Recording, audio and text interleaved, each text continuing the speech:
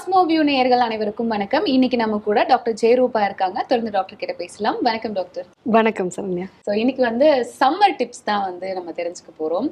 அதுவும் வெயில் காலம் வந்தாச்சு. நிறைய பேருக்கு ஸ்கின் ரிலேட்டடான ப்ராப்ளம் இருக்கும். அண்ட் ரொம்ப காமனா பாத்தீங்க அப்படின்னா இந்த வெயில்ல இருந்து டேன், இதுல இருந்து தப்பிக்க வழியே இல்லையா அப்படின்ற மாதிரி நிறைய பேருக்கு சந்தேகங்கள் இருக்கும்.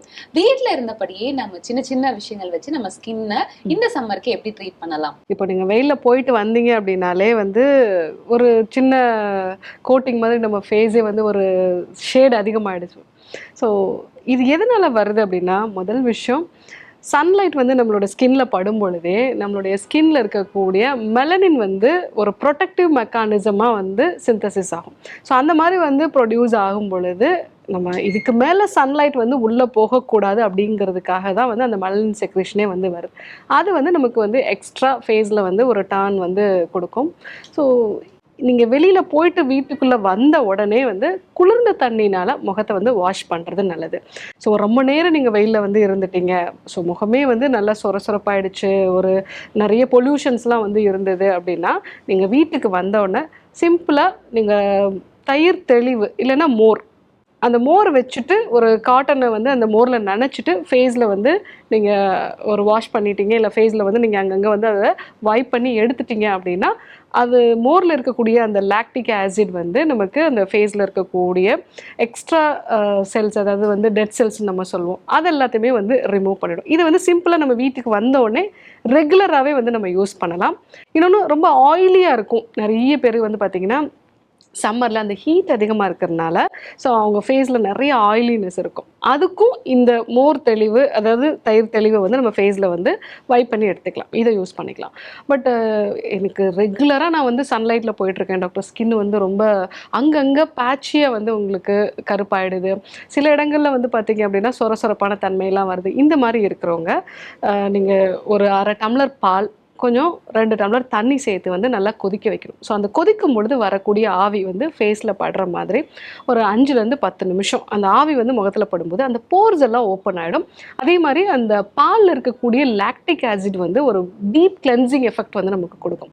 ஸோ அந்த மாதிரி ஒரு 5லேருந்து 10 நிமிஷம் நம்ம அந்த ஸ்டீமை எடுத்துட்டு அதுக்கப்புறமா ஒரு டீஸ்பூன் அளவுக்கு திரிஃபலா சூர்ணம், அந்த திரிஃபலா சூர்ணத்தை நல்லா ஒரு 500 ml தண்ணீரில் சேர்த்து கொதிக்க வச்சு நல்லா அதை ஃபில்டர் பண்ணிடணும். ஃபில்டர் பண்ணிவிட்டு அந்த தண்ணீரை வச்சு நம்ம ஃபேஸை வாஷ் பண்ணணும். ஸோ என்ன பண்ணுறோம் அப்படின்னா, நம்ம அந்த ஸ்டீம் இன்ஹலேஷன் பண்ணும்போது போர்ஸ் எல்லாம் ஓப்பன் ஆகிடுது, அதை அந்த லாக்டிக் ஆசிட் நல்லா கிளென்ஸ் பண்ணிடுது. அதுக்கப்புறம் அந்த போர்ஸ் க்ளோஸ் ஆகணுங்கிறதுக்காக துவர்ப்பாக இருக்கக்கூடிய இந்த திரிஃபலா சேர்ந்த தண்ணி வச்சு நம்ம ஃபேஸ் வாஷ் பண்ணுறோம். இது பண்ணும் பொழுதே நமக்கு ஃபேஸ் நல்லா கிளியர் ஆகிடும். இதை வீக்லி ஒரு 2 to 3 days நம்ம பண்ணலாம். அந்த மாதிரி பண்ணும்போது அந்த சன்டர்ன் எல்லாமே குறையும். அதுக்கப்புறமாவும் உங்கள் ஸ்கின்னு நல்லா ஹெல்த்தியாக இருக்கணும் அப்படிங்கும் பொழுது ஒரு பேக் மாதிரி நீங்கள் யூஸ் பண்ணலாம். ஸோ உருளைக்கிழங்கு, அது உருளைக்கிழங்கு தோல் சீவிட்டு ஒரு பாதி உருளைக்கிழங்கு நம்ம எடுத்துக்கலாம். அது கூட 2 டீஸ்பூன் அளவுக்கு அரிசி மாவு, கூடவே 1 டீஸ்பூன் அளவுக்கு தேன் நம்ம கலந்துக்கலாம்.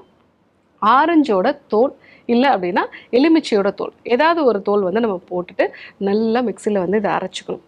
கூடவே ஒரு 1/2 டீஸ்பூன் அளவுக்கு கஸ்தூரி மஞ்சளும் இதில் சேர்த்துக்கலாம். ஸோ இந்த பேக்கை ஃபேஸில் போட்டுட்டு ஒரு 15 to 20 minutes கழித்து நீங்கள் ஃபேஸை வாஷ் பண்ணீங்க அப்படின்னா நல்ல ஒரு க்ளோவில் இருக்கும், இந்த கலரும் கிடைக்கும். இதே மாதிரி சில பேருக்கு பார்த்தீங்க அப்படின்னா ஸ்கின்னு ரொம்பவே டார்க் ஆகிடும், ரெகுலராகவே அவங்க சன்லைட்லேயே இருந்துக்க வேண்டியிருக்கும். ஸோ இந்த நீங்கள் பேக்கெல்லாம் யூஸ் பண்ண பிறகும் உங்களுக்கு அந்த ஸ்கின் அந்த மாதிரி இருக்குது அப்படின்னா குங்குமாதி லேபம் அப்படிங்கிறது நாட்டு மருந்து கடைகளில் கிடைக்கும். அதே மாதிரி குங்குமாதி தைலமும் கிடைக்கும். ஸோ இது நம்ம குங்குமப்பூ சேர்ந்தது, சந்தனத்தோட அந்த ஆயில் எல்லாமே சேர்ந்தது. இதை நைட் நேரத்தில் நம்ம அப்ளை பண்ணிக்கலாம். ஸோ நைட்டில் அப்ளை பண்ணிவிட்டு காலையில் எழுந்து ஃபேஸ் வாஷ் பண்ணால் போதும். ஸோ அந்த மாதிரி போடும்பொழுது நமக்கு அந்த ஒரு சில பேருக்கு பருக்கள் கருநிறமாக மாறி இருக்கும், அங்கங்கே பேட்சியாக கருப்பாக இருக்கும், அது எல்லாமே அவங்களுக்கு சரியாகும். ஸோ சில பேருக்கு பார்த்திங்கன்னா ஃபேஸ் எப்போவுமே ரொம்ப டல்லாக இருக்கும். அதே மாதிரி அங்கங்கே ஆயிலியாக இருக்கும், மூக்கு பகுதியில், அதே மாதிரி நெற்றி பகுதியில் மட்டும் ஆயிலியாக இருக்கும், மற்ற இடங்கள்லாம் ஒரு ட்ரையாக இருக்கும்.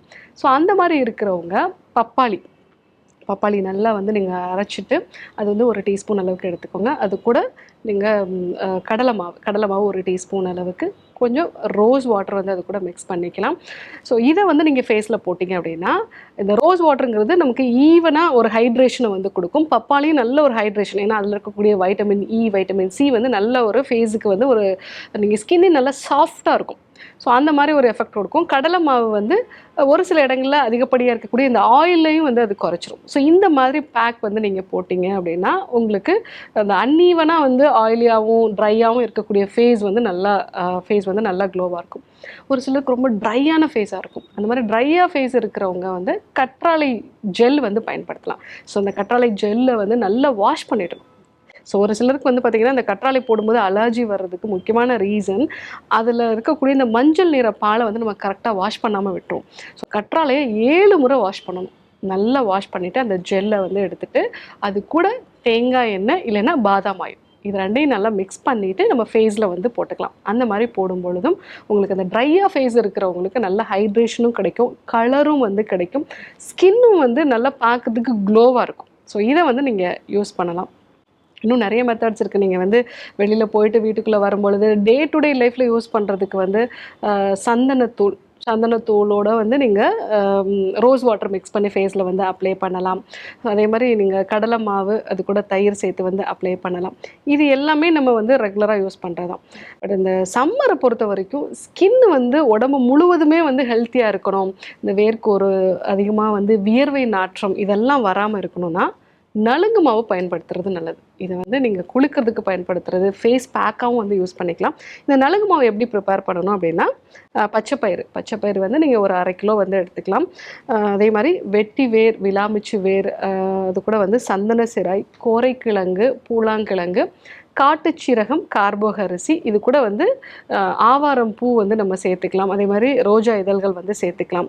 ஒருவேளை ஸ்கின் இன்ஃபெக்ஷன்ஸ் வந்து இருக்குது, ஏதாவது படர்தாமரை மாதிரி இருக்குன்னா வேம்போட அந்த இலைகளை வந்து சேர்த்துக்கலாம்.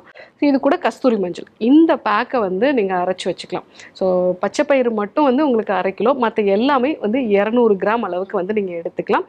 கார்போக அரிசி, காட்டுச்சீரகம் மட்டும் நீங்கள் வந்து ஒரு 10லேருந்து 20 கிராம் அளவுக்கு போதும். இதை வந்து நீங்கள் வீட்டிலே ப்ரிப்பேர் பண்ணி வச்சுட்டு இதை ரெகுலராக நீங்கள் குளிக்கும்போது பயன்படுத்திங்கன்னா அதுவே ஒரு ஸ்க்ரப்பு மாதிரி இருக்கும். உங்களுக்கு நல்லா ஃபேஸில் இருக்கக்கூடிய அந்த டெட் செல்ஸ் எல்லாமே நல்லா ரிமூவ் ஆகிடும், ஸ்கின் நல்லா சாஃப்டாக இருக்கும், வியர்வை மாதிரியான பிரச்சனைகள் வராது. நீங்கள் டியோட்ரண்ட்டே யூஸ் பண்ண வேண்டிய அவசியம் இல்லை. ஏன்னா வெட்டி வேர், விலாமிச்சி வேர், கோரைக்கிழங்கு, அதே மாதிரி வந்து இந்த பூலாங்கிழங்கு இது எல்லாமே நல்ல வாசனை கொடுக்கும். ஸோ டிப்பிக்கலாக ரொம்ப ஒரு மைல்டான ஒரு வாசனை எப்போவுமே இருக்கும். இதை வந்து நீங்கள் ரெகுலராக பயன்படுத்துனீங்க அப்படின்னா, ஸோ சம்மர் மட்டும் இல்லை, எல்லா காலத்துலேயுமே உங்கள் ஸ்கின் வந்து ரொம்ப ஹெல்த்தியாகவும் இருக்கும், அதே சமயத்தில் வந்து ஒரு நல்ல க்ளோவோட சாஃப்டாக ஹைட்ரேட்டடாக இருக்கும். இப்போ நலங்கு மாவு நம்ம தண்ணியிலே மிக்ஸ் பண்ணலாமா, இல்லை ரோஸ் வாட்டர் இந்த மாதிரி வேறு ஏதாவது பொருட்கள்லாம் மிக்ஸ் பண்ணணுமா? இப்போ நலங்கு மாவை பொறுத்த வரைக்கும் யூஸ்வலாக தண்ணியிலே மிக்ஸ் பண்ணி யூஸ் பண்ணுறது நல்லது. ரொம்ப ட்ரையாக இருக்குது அப்படிங்கிறவங்க பாலில் மிக்ஸ் பண்ணிக்கலாம். ஸோ பால் வந்து பச்சை பாலில் வந்து மிக்ஸ் பண்ணிக்கலாம், இல்லை ரோஸ் வாட்டரில் மிக்ஸ் பண்ணிக்கலாம். அதே மாதிரி வந்து ரொம்ப ஆயிலியாக இருக்குது அப்படின்னா அவங்க வந்து மோரில் வந்து மிக்ஸ் பண்ணி வந்து யூஸ் பண்ணலாம். ஸோ நம்ம ரெகுலராக யூஸ் பண்ணுறவங்க தண்ணீரில் யூஸ் பண்ணாலே அதனுடைய எஃபெக்ட் முழுமையாக நமக்கு கிடைக்கும். டாக்டர், இன்னைக்கு நம்ம வந்து ரொம்ப ஃபாஸ்ட் லைஃப்ல இருக்கோம். ஸோ நமக்கு வந்து எதுக்குமே வந்து டைம் கிடையாது. ஸோ நம்ம குடிக்கிற தண்ணியில் என்ன மாதிரியான பொருட்கள் மிக்ஸ் பண்ணி குடிக்கும்போது இந்த சம்மருக்கு அது ரொம்ப ஹெல்ப்ஃபுல்லாக இருக்கும்? வெட்டிவேர். ஸோ வெட்டிவேர் வந்து நல்ல உடலுக்கு குளிர்ச்சி கொடுக்கக்கூடியது. அது மட்டும் இல்லாமல் அதில் இருக்கக்கூடிய வாலட்டைல் ஆயில் அந்த தண்ணீரோட மிக்ஸ் ஆகும்போது அதை நீங்கள் குடிக்கும் பொழுது உங்களுடைய அந்த வியர்வையுமே வந்து அவ்வளோ தூரம் வந்து ஸ்மெல்லாக வந்து இருக்காது. அதே மாதிரி உடம்பு குளிர்ச்சி பண்ணுறதுனால இன்ஃபெக்ஷன்ஸும் அதிகமாக வராது. அதே மாதிரி நன்னாரி வந்து நீங்கள் லைட்டாக இடிச்சிட்டு அதை வந்து நீங்கள் சுடு தண்ணி விட்டுட்டு அந்த தண்ணீரை வந்து நீங்கள் எடுத்துக்கலாம். அதுவும் வந்து உடம்புக்கு நல்லா உங்களுக்கு அந்த குளிர்ச்சி தன்மை கொடுக்குது. இன்னொன்று சப்ஜா சீட்ஸ் வந்து நீங்கள் ஜஸ்ட்டு ஒரு 10 நிமிஷம் ஊற வச்சா போதும். அதை வந்து நீங்கள் தண்ணீரோட மிக்ஸ் பண்ணி வந்து எடுத்துக்கலாம்.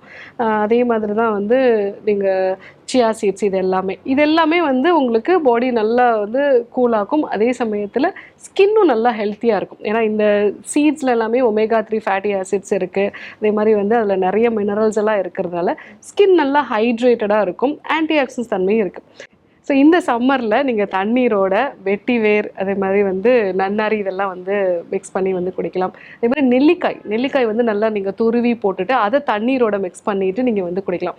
ஸோ நீங்கள் வந்து காலேஜ் போகிறீங்க இல்லை வேலைக்கு போகும்போது வந்து ஒரு வாட்டர் கேனில் தண்ணி எடுத்துகிட்டு போகிறீங்கன்னா அதில் வந்து ஒரு நெல்லிக்காய் வந்து துருவி போட்டுடலாம். ஸோ அந்த தண்ணீரும் டேஸ்ட்டாக இருக்கும். அதில் இருக்கக்கூடிய வைட்டமின் சி வந்து உங்களுக்கு ஸ்கின்னும் நல்லா ஹெல்த்தியாக இருக்கும். அது மட்டும் இல்லாமல் அல்சர் சம்மந்தமான பிரச்சனைகள், பாடி ஹீட் அதிகமாகிறது மாதிரி நிறைய பெனிஃபிட்ஸ் அதில் உண்டு. ஸோ நெல்லிக்காய் சேர்ந்த தண்ணீரும் வந்து நம்ம எடுத்துக்கலாம். முகத்துக்கு என்ன மாதிரியான பொருட்கள் போடணும் அண்ட் தண்ணீர்ல கலந்து என்ன மாதிரியான பொருட்கள் இந்த சம்மர்ல எடுத்துக்கணும், இந்த மாதிரி கேள்விக்கு பதில் சொன்னீங்க. இப்ப நம்ம குளிக்கிற தண்ணி இருக்கு இல்லையா, அதுல என்ன மாதிரியான பொருட்கள் நம்ம சேர்த்துக்கும் போது இந்த கோடை காலத்துக்கு நல்ல பெனிஃபிட் கிடைக்கும்? குளிக்கிற தண்ணியில நம்ம வேப்ப இலைகள், ஸோ அந்த வேப்ப இலைகளை வந்து போட்டுட்டு அதை வந்து ஒரு 1/2 அன் ஹவர் ஊற வச்சுட்டு அந்த தண்ணீரை வச்சு நம்ம குளிக்கலாம். அந்த மாதிரி குளிக்கும் பொழுது நமக்கு ஸ்கின் நல்லா ஹெல்த்தியாக இருக்கும், நமக்கு இன்ஃபெக்ஷன்ஸ்லாம் வருது. அதே மாதிரி வந்து மஞ்சள் வந்து சேர்த்த தண்ணீர் வந்து நம்ம யூஸ் பண்ணலாம்.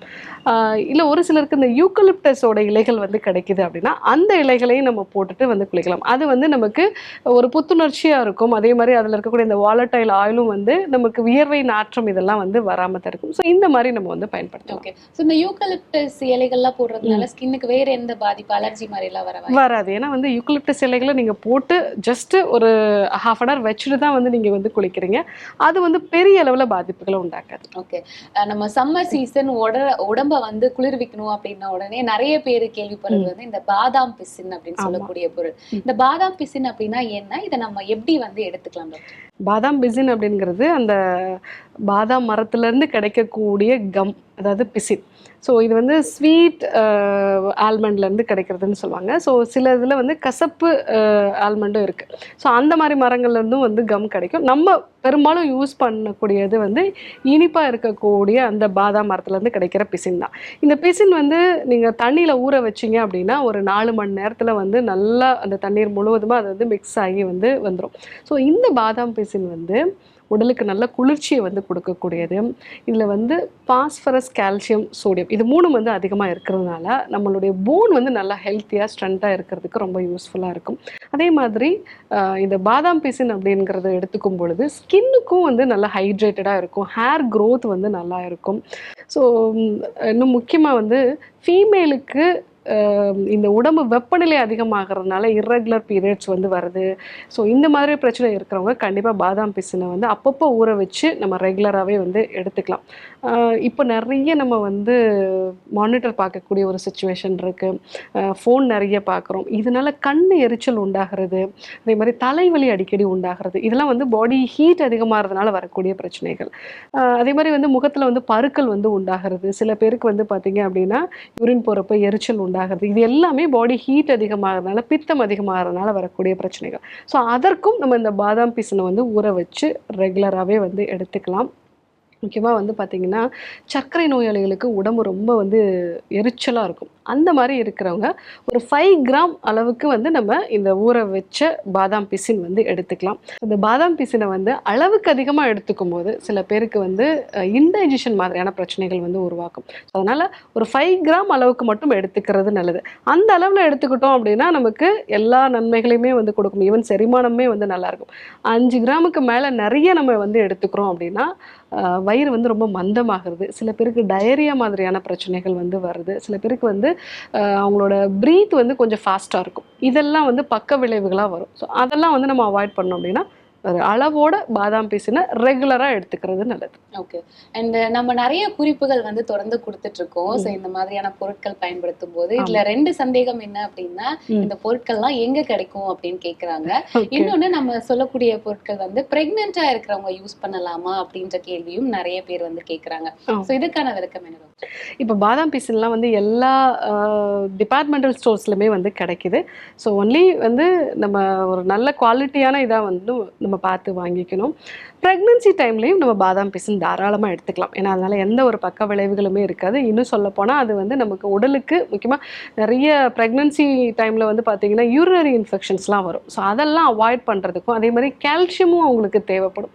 ஸோ அதெல்லாம் நீங்கள் அவாய்ட் பண்ணுறதுக்கு இந்த சம்மர் டைமில் ப்ரெக்னன்ட் லேடிஸும் வந்து நம்ம பாதாம் பிசின் எடுத்துக்கலாம். ஓகே. டாக்டர், இன்னைக்கு இவ்வளோ நேரம் எங்க கூட வந்து சம்மர் கேர் எந்த மாதிரி எடுத்துக்கணும், ஸ்கின் கேர் ஆகட்டும், இல்ல உள்ளுக்கு எடுத்துக்கக்கூடிய விஷயங்கள் ஆகட்டும், என்ன மாதிரியான பொருட்கள் எடுக்கலாம், இந்த மாதிரி கேள்விகளுக்கு ரொம்ப தெளிவான விளக்கம் கொடுத்தீங்க. ரொம்ப நன்றி. நன்றி ஷர்மியா.